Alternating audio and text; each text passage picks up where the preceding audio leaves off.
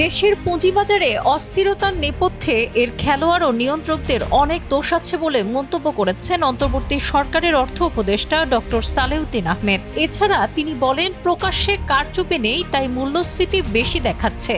শনিবার রাজধানীর সিরজাপ মিলনায়তনে ব্যাংকিং অ্যালম্যানাকের ৬ষ্ঠ সংস্করণের প্রকাশনা উৎসবে এসব কথা বলেন অর্থ উপদেষ্টা।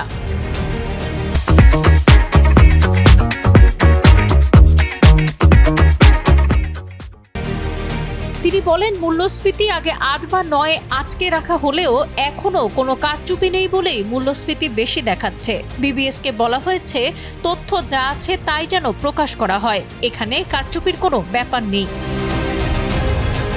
ডক্টর সালেউদ্দিন আহমেদ বলেন, আমাদের ব্যাংকিং ও আর্থিক খাতের মতো পুঁজিবাজারের অবস্থাও একই রকম। আপনারা জেড ক্যাটাগরির শেয়ার কিনছেন, যার ন্যূনতম কোনো মূল্য নেই। এগুলো কয়েকদিন পরই ওয়েস্ট পেপার হিসেবে ব্যবহার হবে। এটা জানা দরকার, আবার শেয়ার প্রাইস কমে গেলেই আন্দোলন করেন। আমি এর পক্ষে নই, এজন্য একটু কষ্ট করতে হবে। আমি বিনিয়োগকারীদের দায়ী করছি না। পুঁজিবাজারের প্লেয়ার ও রেগুলেটরদের অনেক দোষ আছে। আমি মনে করি এটা প্রচার করা দরকার। তিনি আরো বলেন, আমরা কোনো পাওয়ার দেখাতে আসিনি, একটি দায়িত্ব নিয়ে এসেছি। বিগত ১৫ বছরের তথ্য নিয়ে নানান বিভ্রাট রয়েছে। তথ্য লুকানোর চেষ্টা করা হয়েছে। আমরা এগুলো পরিবর্তন ও সংস্কারের চেষ্টা করছি। কারণদাতা সংস্থাগুলো আমাদের কাছে নানান প্রশ্ন করে। তারা বোঝাতে চায় আগেই কম ছিল ইত্যাদি। এ নিয়ে আমরা তাদের বোঝাচ্ছি, আগের তথ্য লুকানো ছিল, আমরা সঠিকটা উপস্থাপন করছি।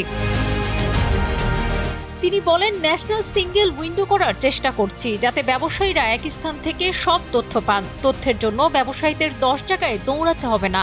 আরও সুসংহতভাবে তথ্য যদি ম্যানেজমেন্ট করতে না পারি, তাহলে সামনে আরও সমস্যা তৈরি হবে। আমাদের এই মিথ্যা তথ্যের প্রয়োজন নেই, কারণ প্রিয় মিথ্যা যন্ত্রণাদায়ক।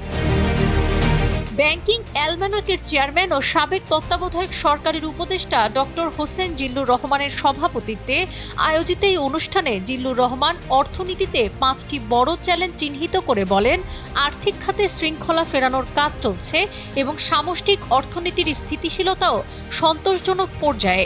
যথাযথ পদক্ষেপ নিলে অন্য 3টির ক্ষেত্রেও 2025 সালের মধ্যে ইতিবাচক কিছু দেখা যাবে। তিনি জানান, মূল্যস্ফীতি নিয়ন্ত্রণ করা, কর্মসংস্থানের সুযোগ তৈরি ও বিশেষ সুবিধাভোগী ব্যবসায়িক শ্রেণীর প্রভাব কমানো অর্থনীতির বড় চ্যালেঞ্জ। সাবরিনা কাজী, কালের কণ্ঠ।